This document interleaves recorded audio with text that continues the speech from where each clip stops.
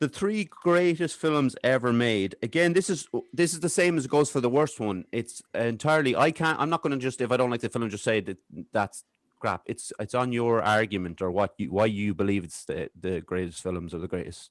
Oh, jeez. I So haven't got a good that's all why. right. Got a terrible why. That's all right. I'm going to start with Martin anyway.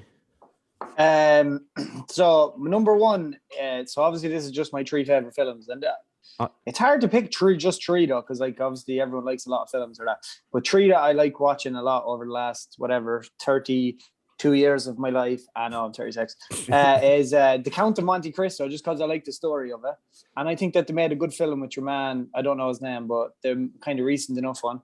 The next one Derek is going to hate, but Avatar. And the reason I like Avatar was because it kind of changed the game towards visuals. And I've seen it a heap of times in the cinema. And even though it's like 3 hours long or more than that, you never kind of get sick of it, except you, Derek, obviously.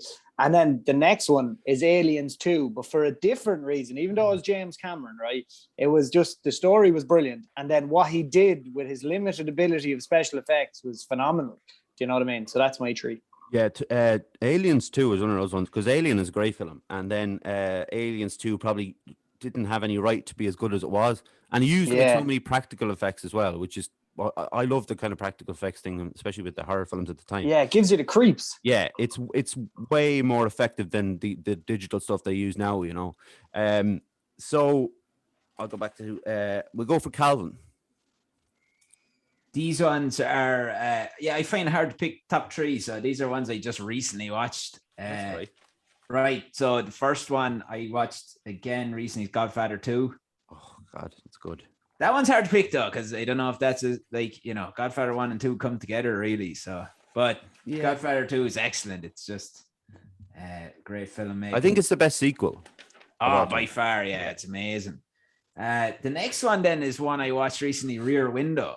Oh, yeah, I think that's a great movie, just like based in a room, basically. Very tense, great filmmaking. And then the last one is one I was talking to you recently about as well, Five Easy Pieces with Jack Nicholson. So Calvin was on for one of the last of the Live and Joyfuls that we did, but we were talking about films, and Calvin was going through a phase of watching really classic films, and Jack Nicholson's early stuff. The 70s Jack Nicholson is like very hard to beat. And obviously, I know what you mean about Godfather 1 and 2. Obviously, they do go together. I would say Godfather 2 is probably slightly better than it. Yeah, I think the second one's much better than the first one. I watched it there again a while ago. Like, I used to watch them all when I was about 13 or 14. I didn't know what was going on in the second one. Only recently I watched it. I was like, all right. I didn't. It's so complicated. I heard someone say that they watched it like 2 or 3 times when they were young, probably like yourself. They watched it when they were like maybe 12, 13. And then when they watched it in their 20s, they were like, oh, it's jumping back and forward in time. They never realized it until they were in their 20s that it was De Niro was young Vito and all that. Yeah, but they're great films anyway. So, John. I went for number one, greatest movie ever made. There Will Be Blood. Yeah. Predictable, but yeah, but it is though. It's so good. Greatest movie ever made. Number two, I went for No Country for Old Men. Yeah, good movie. I think I've watched that 20 times plus. It's brilliant. Can't get enough of it. If you say 12 Angry Men, John, I'm calling it. I'm calling it fix it. There's a lot of Plamawson going on here. Plamawson. Number three. Plamawson. If you look over Derek's right shoulder or left. Here. Oh, no, he does. I know he does. Reservoir Dogs. I've spoken to John about these films before. Actually, probably less No Country for Old Men, but definitely the other two. I do like No Country for Old Men. I was like, it did rob There Will Be Blood of the Oscar that year. But like the two of them going up against each other is tough to choose from. But I think There Will Be Blood. That's in my top 5 anyway. But they're high scores. Josh. My first one's Casablanca. Yeah, knew that was partly just because it's mine and my wife's film. Yeah. And also just because of when it was released during the war, it was quite controversial to go anti-Nazi at that point. So I think that was quite cool.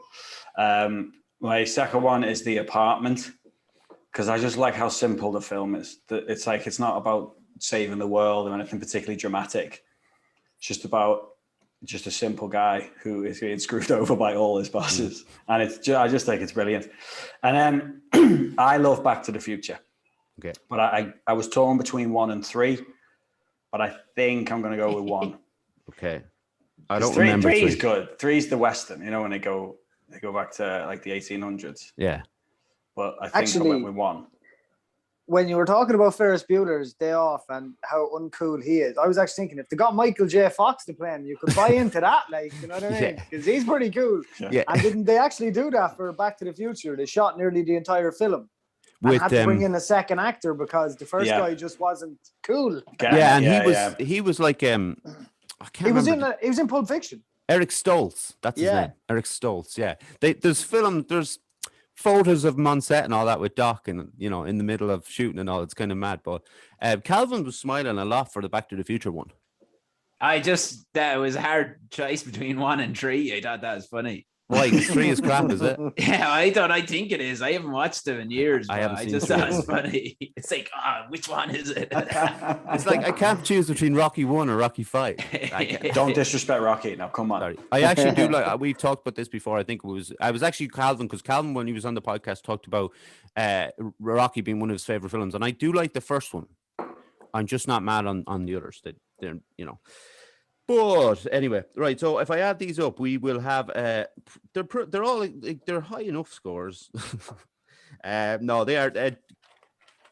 Well, John has to be the winner, is he? Oh, Calvin's the winner. Calvin's got 28. Don't do me like that, there. John's 27. Don't do me like that. He gave you what you wanted to hear. Josh is 25 and Mark is 25. John only said the posters. He was reading the posters behind there. Network, Reservoir Dogs. I was actually waiting for someone to say network, because it's there every podcast just over my shoulder. And there's another one, but actually it's behind the mic there. It's a Wonderful Life. That's a good film now as well.